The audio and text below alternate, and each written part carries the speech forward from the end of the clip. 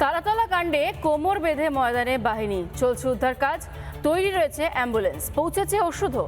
শুধুমাত্র ধ্বংসস্তূপে চাপা পড়া ব্যক্তিদের জন্য নয়, উদ্ধারকারীদের জন্য আনা হচ্ছে ওষুধ। দাঁড়িয়েছে এই মুহূর্তে একদম সেই গোডাউনের সামনে। এখনো পর্যন্ত উদ্ধার কাজ চলছে এবং যে সময়তেও মেডিসিন নিয়ে কেউ আসছেন, বারবার করে বাইরে থেকেও আলাদা করে দফায় দফায় ফোর্স আসছে। সব রকমের ম্যানেজমেন্টের ব্যবস্থা চলছে।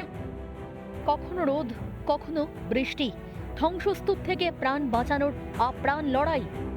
আহতদের উদ্ধারের জন্য রয়েছে মেডিকেল সহায়তা ব্যবস্থা।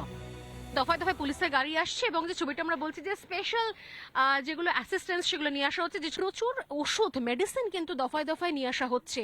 কারণ যারা কাজ করছেন এক নাগারে, অর্থাৎ যারা শুধুমাত্র তাদেরকে উদ্ধার করা হচ্ছে সেটা নয়, যারা সেখানে কাজ করছেন তাদের জন্য কিন্তু স্পেশাল অ্যাসিস্ট্যান্স দরকার পড়ছে।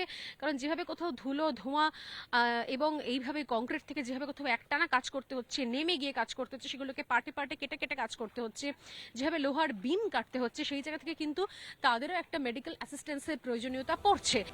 রুজির টানে গিয়েছিলেন তারাতলায়। রাঘব বোয়ালদের দুর্নীতির জন্য তাদেরই বিপাকে পড়তে হয়েছে। অনেকে প্রাণ হারিয়েছেন, অনেকে গুরুতর জখম।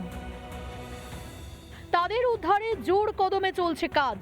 প্রতি মুহূর্তে পৌঁছাচ্ছে ওষুধ, রেডি রয়েছে অ্যাম্বুলেন্স। এই মুহূর্তে বেশ কিছু স্পেশাল কিট নিয়ে আসা হলো, ফোর্স থেকে স্পেশাল কিছু কিট নিয়ে আসা হলো, কিছু মেডিসিন নিয়ে আসা হলো, বারবার করে সেগুলো নিয়ে আসা হচ্ছে। সকালবেলা থেকে যখন আমরা এখানে এসে পৌঁছই আজ সকালে, তখন আমরা দফায় দফায় দেখি শুধুমাত্র মেডিকেল অ্যাসিস্ট্যান্স আসছে। ননস্টপ পার্ক করে রাখা রয়েছে অ্যাম্বুলেন্স।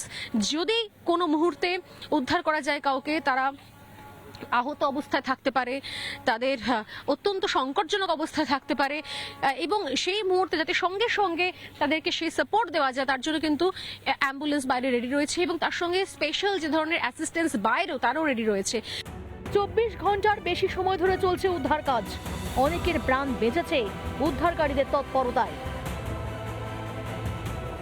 যে ভেতরটা কার্যত আর কিছু নেই, পুরোটা ধূলিসাৎ ধ্বংসস্তূপ হয়ে রয়েছে।